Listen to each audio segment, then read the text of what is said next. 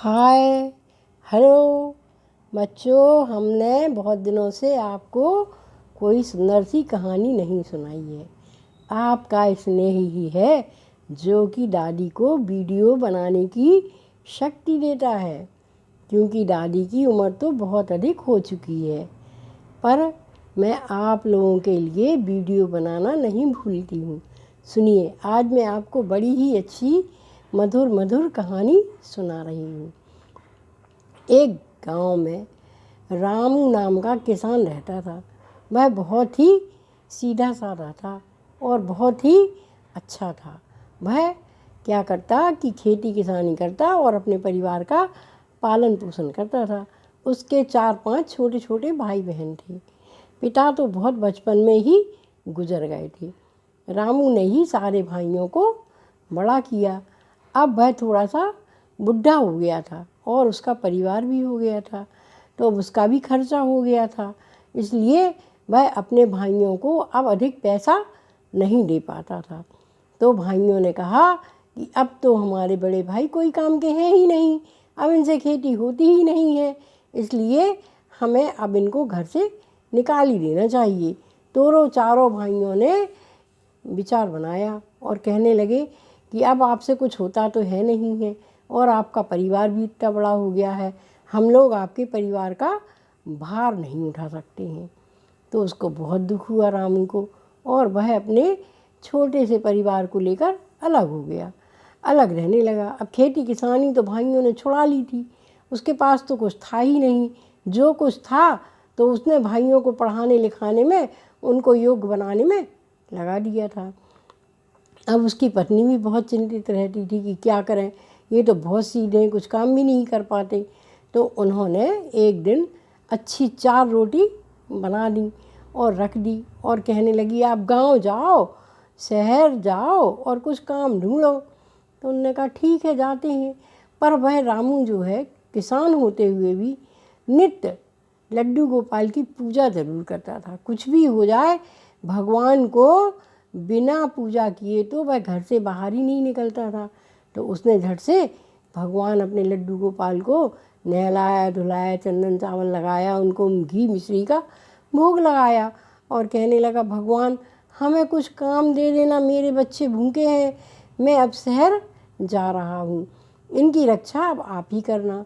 और उसने वो 4 रोटी, सूखी 4 रोटी और थोड़ी सी गुड़ की डली ले ली और चल दिया। अब चलते चलते उसको रास्ते में भूख लगी, तो उसने कहा कि हे प्रभु, कुछ खा लेते हैं पेड़ की छाँव पे। तो एक कुआं दिखा उसको, तो उसने कहा चलो यहीं बैठ के कुछ खा लेते हैं, और वहाँ पीपल की छाँव भी थी। तो वह कुएं की उस पर बैठ गया पाट पर, और उसने अपनी 4 रोटी निकाली। लेकिन वो रोटी तो सूखी थी, पर उसका नित्य का काम था कि वह कुछ भी हो भगवान को तो भोग लगाता ही था। तो उसने वो 4 रोटी निकाल के रखी, और जैसे ही हाथ जोड़े तो यहाँ पर एक दुबला पतला सा बिल्कुल भिखारी आ गया, मरा मराया सा, बहुत वृद्ध, और हाथ जोड़कर खड़ा हो गया और कहने लगा, भैया हमारे पास तो कुछ है नहीं है, मांगते मांगते हमें ये 4 दाने चावल के मिले हैं, तो ये 4 दाने चावल के ले लो आप और हमें अपनी 4 रोटी दे दो, बहुत भूख लगी है। तो रामू ने कहा ठीक है, बैठ जाइए, आप ही पा लीजिए। तो उसने उनके 4 दाने ले लिए और एक कपड़े में बांध लिए और उनको 4 रोटी और वो गुड़ की डली दे दी। जैसे ही उसने 4 रोटी और गुड़ की डली दी तो उन्होंने प्रेम से खा ली। वो तो भिखारी के रूप में आए थे और उन्होंने खाई और बोले, भैया अब पानी और पिला दो। तो उसने कुएं से पानी निकाला और उनको पानी पिला दिया। अब वो कहने लगा, ना हमारे पास कुछ खाने को है और ना कुछ है, और भूख भी लग रही है, तो आज तो मैं घर वापस चला जाता हूँ। और उसने भी अपने 4 दाने चावल के उठाए और घर को वापस आ गया और अपनी पत्नी से बोला, कहने लगा, आज की कमाई में तो हमें ये 4 दाने चावल के मिले हैं।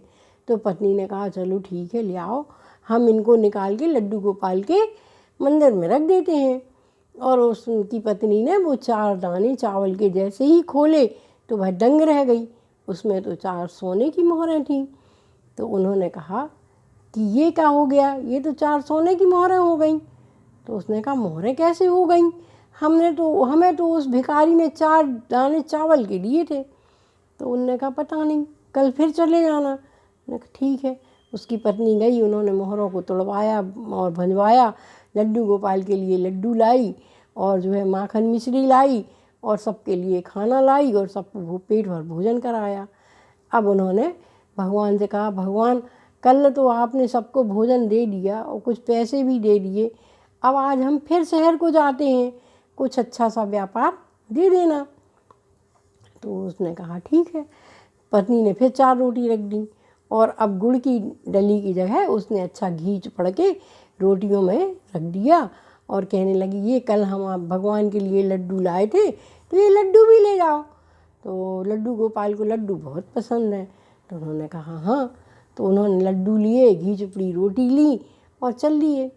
तो फिर वो वही पेड़ उसी कुएं पे आ गए और बैठ गए और जैसे ही उनने भगवान का भोग लगाया और कहा हे प्रभु ये आपका प्रसाद आप पाइए, तो फिर वही भिखारी आ गया और कहने लगा बेटा आज तो मुझे कुछ नहीं मिला, सिर्फ 4 ही चावल मिले हैं। अब मैं इन चावलों को क्या करूँ, ना तो ये 4 चावल बन सकते हैं और ना इनसे कुछ हो सकता है, ना मेरा पेट भर सकता है। एक काम करो कि ये 4 चावल आप ले लो और मुझे जो है खाना दे दो। उन्होंने कहा हाँ हाँ आप खाना ले लीजिए और जो है क्या कहलाते आज तो मैं आपके लिए लड्डू भी लाया हूँ। हमारे लड्डू गोपाल है ना जो, उनको लड्डू बहुत अच्छे लगते हैं, तो मैं आपके लिए बेसन के लड्डू भी लाया हूँ। तो भिखारी खुश हो गया और उसने जल्दी जल्दी वो 4 रोटी और 4 लड्डू खाए और चले गए। अब वो फिर लौट के आया तो फिर उसने अपनी पत्नी को वही 4 चावल दिए। तो पत्नी ने कहा ऐसे कैसे हो सकता है कि 4 चावल जो है ये जो है सोने की मोहरें कैसे बन जाते हैं। आप एक काम करना कि आप ज़रूर जाके उनके पैर पकड़ लेना, आज तो आप उनको खाना नहीं देना, उनके पैर पकड़ लेना, आज तीसरा दिन है, और कहना भगवान आप हमारे संग छल क्यों कर रहे हैं, आप हमारे संग छल क्यों कर रहे हैं, आप ये बताइए कि आप हैं कौन। ऐसा भी होता है कि मूर्ति में भगवान नहीं होते, भगवान होते हैं भाव में। उसकी पत्नी ने समझाया कि यहाँ जो हमारे यहाँ लड्डू गोपाल जी हैं ये तो मूर्ति रूप में है, हम अपने यहाँ पर भगवान को भोग लगाते हैं मूर्ति रूप में, पर वो जो आपके यहाँ भगवान आते हैं तो आप भाव से मन से भोग लगाते हो। तो हो सकता है कि भगवान लड्डू गोपाल खुद तो नहीं आ जाते, क्योंकि भाव में भगवान होते हैं, मूर्ति में भगवान नहीं होते। मूर्ति तो हम इसलिए पूजन करते हैं कि हमारा भाव लड्डू गोपाल में एकाग्र हो जाए, क्योंकि मन एकाग्र नहीं होता है। मन को एकाग्र करने के लिए ही हमें मूर्ति पूजा करनी पड़ती है। पर आपका भाव तो बहुत सच्चा है, इसलिए भगवान आपको किसी भी रूप में दर्शन दे सकते हैं। तो उसको पत्नी की बात कुछ कुछ समझ में आ गई। तो पत्नी ने उसको खूब सुंदर मेवा और लड्डू और जो क्या कहलाते घी चुपड़ी रोटी और बहुत अच्छा मीठा मीठा सामान रख दिया जो भगवान को पसंद है, माखन मिश्री। अब वो गए और उन्होंने फिर से वही उसी कुएं के पाट पे बैठ गए और उसी पेड़ की छाया में बैठ गए और भगवान को हाथ जोड़कर और उन्होंने कहा भगवान लड्डू गोपाल जी आइए और अपना भोग पा लीजिए। तो फिर वही भिखारी आ गया और उसने कहा भैया हमें फिर आज 4 चावल मिले हैं, आप इन चावलों को ले लो और हमें खाना दे दो। तो उसने कहा महाराज प्रभु आप हमें क्यों धोखा दे रहे हो, और उसकी आंखों से अश्रुधार बहने लगी। वह भाव विभल हो उठा और रो रो के उसने प्रभु के पैर धोए, प्रभु के पैर पखारे और कहने लगे आप तो कोई भिखारी नहीं हो, आप तो हमारे लड्डू गोपाल ही हो, जो कि हमारा रूखा सूखा भोजन ग्रहण करने के लिए और हमारा कल्याण करने के लिए हमें रोज दर्शन देते हो। और प्रभु मैं आपको पहचान ही नहीं सका।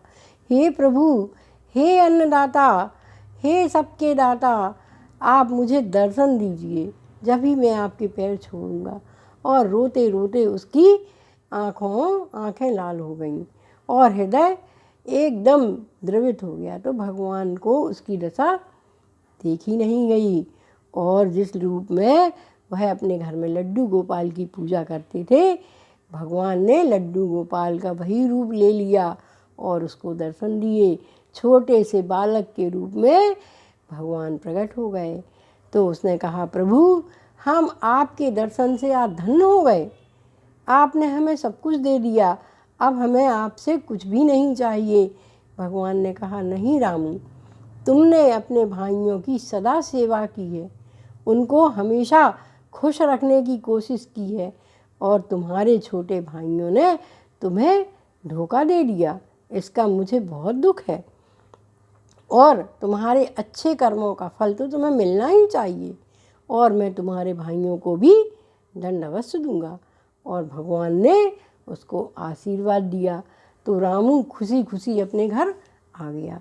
वो किराए के मकान में रहता था, उसका सुंदर सा महल हो गया और घर में बहुत अच्छा धन धान हो गया, पैसा हो गया, जिससे उसने छोटा सा व्यापार शुरू कर लिया। अब चारों भाइयों ने देखा कि हमारे भाई तो बड़े ही अमीर हो गए और उनके घर में से भगवान ने सारी ही संपत्ति को छीन लिया और वो दोनों टाइम खाने के मोहताज हो गए। उनके पास कुछ भी नहीं बचा, रहने का मकान भी टूट फूट गया। अब वो बहुत दुखी हुए और चारों भाइयों ने कहा कि देखो, हमने अपने देवता स्वरूप भाई को घर से निकाल दिया था, तो भगवान ने हमें इसकी कितनी बड़ी सज़ा दे दी। अब हमें चलकर अपने भाई से माफ़ी मांगना चाहिए। उनका हृदय तो बहुत बड़ा है, उनका हृदय तो विशाल है, वो हमें ज़रूर माफ़ करेंगे। चारों भाई दौड़े दौड़े आए और प्रभु के चरणों में गिर पड़े और कहने लगे, हे भाई, तुम ही हमारे देवता हो, तुम ही हमारे प्रभु हो, तुम ही हमारे लड्डू गोपाल हो। हमारी दशा तो बहुत बुरी हो गई है, हम लोग खाने के लिए तरस रहे हैं, अतः आप हमें क्षमा कर दीजिए और अपनी शरण में ले लीजिए। तो रामू ने कहा, नहीं, आप लोगों का हम विश्वास नहीं कर सकते।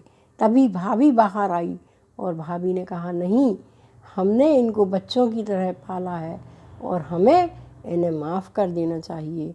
और भाभी ने उन सबको गले से लगा लिया। यह सब देखकर भगवान बहुत खुश हुए और अपने धाम को चले गए। तो हम मूर्ति की पूजा तो करते हैं, पर भगवान तो भाव के ही भूखे होते हैं। ज़रूरी नहीं है कि हम उनको मेवा मिष्ठान का भोग लगाएं, उन्हें सिर्फ सच्चे मन से पुकारें तो प्रभु तो दौड़े ही चले आते हैं। बच्चों, दादी की कहानी अगर आपको बहुत पसंद आ रही हो तो एक लाइक तो बनता है, लाइक ही करिए, हमें तो आपका स्नेह ही चाहिए, जिससे कि दादी को 70 साल की उम्र में भी वीडियो बनाने की शक्ति प्रदान होती है।